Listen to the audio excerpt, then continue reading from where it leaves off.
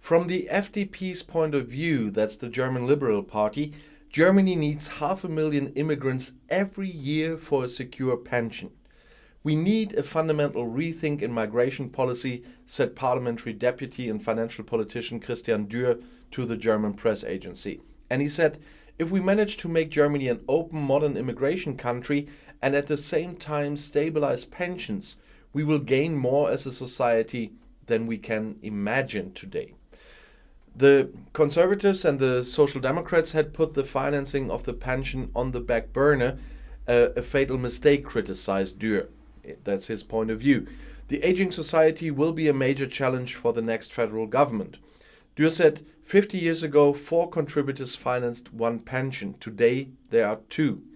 More and more people were retiring, but fewer and fewer contributors were entering the labor market. Even today, the state has to subsidize pension insurance with large sums, criticized Dürr, and we cannot afford that in the long run. The FDP is therefore proposing a reform of pension financing based on higher migration into the labor market and a share pension, in which the pension funds invest in shares in order to generate higher returns. If you're from Sweden, for example, it's like the Swedish system. If we want to stabilize our public finances and reduce the level of debt, our country needs at least 500,000 immigrations a year, said Dürr. In terms of population and in comparison to other immigration countries, that is not much. The FDP assumes that through its concept, the debt break in the basic law can be adhered to, the debt level will increase, and at the same time, the pension level will be improved. A point system based on the Canadian model should be introduced for more immigration.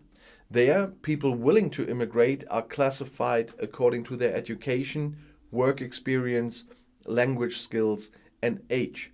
At the same time, professional qualifications and should be recognized more easily. By the way, I agree with the Canadian system that we need that here in Germany. The head of the Federal Employment Agency, Detlef Scheele, recently called for increased immigration. He said Germany needs around 400,000 immigrants per year, specifically targeted immigration to fill the gaps in the labor market. Due to the demographic development, the number of potential workers in typical professional age will decrease by almost 150,000 this year. In the discussion rounds of the top candidates for the federal election, the financing of the pension was also recently controversial. Green Chancellor candidate Annalena Baerbock also spoke out in favor of more skilled workers. The left chairwoman Janine Wissler called for politicians and civil servants to pay into the statutory pensions fund.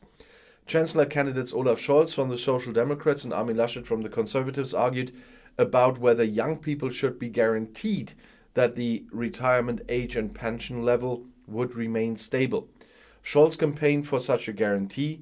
Laschet called it dubious, and it seriously is. We had this promise once and we know where we are today. So if Scholz promises that, you can't take that man serious. I'll see you in my next video. Bis bald.